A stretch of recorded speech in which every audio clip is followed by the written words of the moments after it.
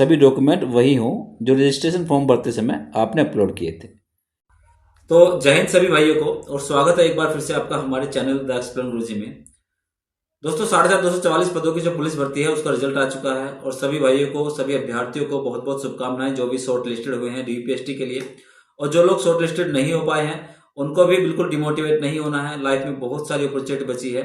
ऐसा नहीं कि यही अगर चला गया हमारे हाथ से तो सब कुछ चला गया, ऐसा नहीं है। बहुत सारी अपॉर्चुनिटीज है। और दिल्ली पुलिस की नोटिफिकेशन आने वाली है, यूपी पुलिस की नोटिफिकेशन आने वाली है। बहुत सारी जॉब अभी आपकी लाइफ में बची है। तो दोस्तों बिल्कुल भी डिमोटिवेट नहीं होना है। तो दोस्तों इस वीडियो में बात करेंगे, जब डीपीएसटी के लिए हम जाएंगे तो कौन कौन से डॉक्यूमेंट हमें लेकर जाने हैं, कौन कौन से डॉक्यूमेंट हमारे पास होने चाहिए।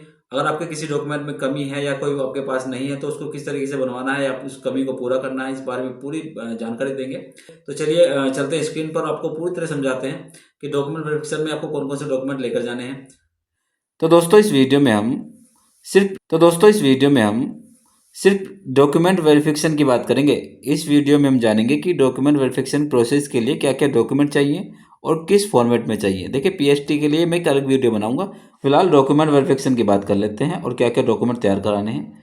देखो भाई, आगे बढ़ने से पहले कुछ महत्वपूर्ण इंपॉर्टेंट पॉइंट के बारे में जानो जो बहुत ज़रूरी जानने हैं। सबसे पहली बात तो ये जान लो कि सभी डॉक्यूमेंट वही हों जो रजिस्ट्रेशन फॉर्म भरते समय आपने अपलोड किए थे। और दूसरी बात है, सभी डॉक्यूमेंट की मूल प्रति यानी ओरिजिनल कॉपी और उसके साथ राजपत्रित यानी गजेटेड ऑफिसर के द्वारा अटेस्टेड हो। इसमें क्या करना है आपको, डॉक्यूमेंट की छाया प्रति मतलब कि 3 सेट बनवा लेने हैं, फोटोकॉपी के 3 सेट बनवाकर अटेस्ट करवा लेने हैं। दोस्तों एक और सबसे ज़रूरी बात है कि आपके सभी डॉक्यूमेंट में नाम पता सही अंकित हो, मतलब किसी में भी अगर मिस्टेक, स्पेलिंग मिस्टेक है या कोई अन्य मिस्टेक है तो उसको सही करा लो। और अभ्यर्थी पहले ही अपने रजिस्ट्रेशन फॉर्म, डीपीएसटी एडमिट कार्ड और चेकलिस्ट डाउनलोड कर ले। ये आपको तभी डाउनलोड करने के लिए मिल जाएंगे जब आप एडमिट कार्ड डाउनलोड करेंगे। तो दोस्तों चलिए अब एक एक करके जानते हैं आपको क्या क्या डॉक्यूमेंट चाहिए। देखिए सबसे पहले आपको रजिस्ट्रेशन फॉर्म चाहिए होगा, यानी जो फॉर्म आपने फिल किया था उसका जो फाइनल सबमिट है आपको चाहिए होगा। उसकी एक कॉपी अपने पास रख लीजिए। अगर आपके पास नहीं है, खो गई है, तो टेंशन लेने की बिल्कुल ज़रूरत नहीं है। आपको एडमिट कार्ड यानी अपने अकाउंट को जब लॉगिन करेंगे तो आपको रजिस्ट्रेशन फॉर्म भी मिल जाएगा। उसके बाद आता है डीपीएसटी प्रवेश पत्र, यानी डीपीएसटी का एडमिट कार्ड।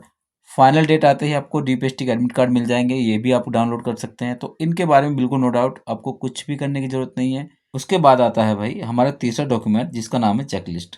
अब चेकलिस्ट क्या चीज़ है? चेकलिस्ट होती है जिसमें आपके सभी डॉक्यूमेंट है और एग्जामिनर इसमें मार्क करेंगे कि क्या क्या आपके डॉक्यूमेंट चेक कर लिए गए हैं और क्या क्या आपके पास अवेलेबल हैं। उसके बाद आता है पासपोर्ट साइज़ फ़ोटो। आपके पास पासपोर्ट साइज़ फ़ोटो होने चाहिए, कम से कम 10 फ़ोटो बनवा लीजिए, जगह जगह आपको चाहिए होंगे। आप ध्यान से सुनना भाई, अब जितने भी मैं डॉक्यूमेंट में बताऊंगा ना उनकी आपको एक तो ओरिजिनल कॉपी चाहिए होगी, यानी मूल प्रति आपको चाहिए होगी, और एक कॉपी आपको जो फोटो कॉपी है वो गजेटेड अधिकारी द्वारा अटेस्टेड चाहिए होगी। मतलब इसके बाद में जो भी डॉक्यूमेंट बताऊंगा ना, सभी डॉक्यूमेंट के 3 सेट बनाकर आपको अटेस्ट करवा लेने हैं। ये दिमाग में बैठा लो, 3 सेट बनवाकर अटेस्ट करवा लेने हैं। चलो अब धीरे धीरे जानते हैं कौन कौन से डॉक्यूमेंट हैं। तो दोस्तों 4th नंबर पर आता है हमारा, आपके पास एक फोटोयुक्त पहचान पत्र होना चाहिए, जिसमें आपका हो सकता है आधार कार्ड हो सकता है, पैन कार्ड हो सकता है, और उसके बाद हमारे पास वोटर आईडी कार्ड है तो वोटर आईडी कार्ड भी चल जाएगा, और अगर आपके पास पासपोर्ट है तो वो भी आपको चल जाएगा। यानी भारत सरकार द्वारा जितने भी निर्धारित पहचान पत्र हैं आपको चल जाएंगे। अब दोस्तों 5वें नंबर पर आता है हमारा मूल निवास यानी डोमिसाइल। देखो भाई, इसमें ज़रूरी बात क्या है, अगर आप उत्तर प्रदेश के निवासी हैं और उत्तर प्रदेश में किसी भी आरक्षण का दावा करते हैं तो आपको उत्तर प्रदेश का मूल निवास जरूर दिखाना होगा, जो भी आपने डॉक्यूमेंट में अपलोड किया होगा। ठीक है दोस्तों। अब भाइयों 6ठे नंबर पर जो प्रमाण पत्र आ जाता है वो है जाति प्रमाण पत्र।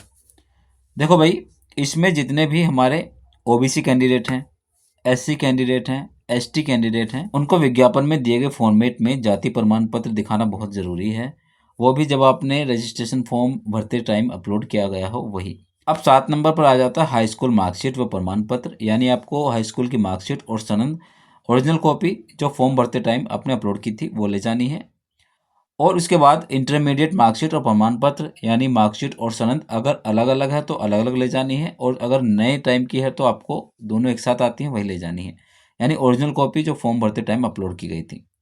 उसके बाद आपको, अगर आप भूतपूर्व सैनिक हैं या स्वतंत्रता सेनानी पर आश्रित हैं या उत्तर प्रदेश सरकार के कर्मचारी हैं या होमगार्ड सेवा में सेवा दे चुके हैं या दे रहे हैं, तो उसके लिए आपको इन सभी में आरक्षण के लिए प्रमाण पत्र दिखाना होगा। दोस्तों मैं एक बार फिर से रिपीट कर दूं, आपको ओरिजिनल कॉपी के साथ तीन फोटोकॉपी सेट अटैच करवा कर रख लेने हैं गजेटेड ऑफिसर से, क्योंकि आपको वो काम आने वाले हैं। दोस्तों हमारी अगली वीडियो होने वाली है रनिंग के लिए। आपको रनिंग किस तरीके से करनी है, कितनी देर में करनी है, पूरी वीडियो पर एक्सप्लेन करेंगे। दोस्तों वीडियो अगर आपको पसंद आई हो तो वीडियो को लाइक करके चैनल को सब्सक्राइब कर दीजिए। हम सभी टॉपिक को इसी तरीके से एक्सप्लेन करते हैं।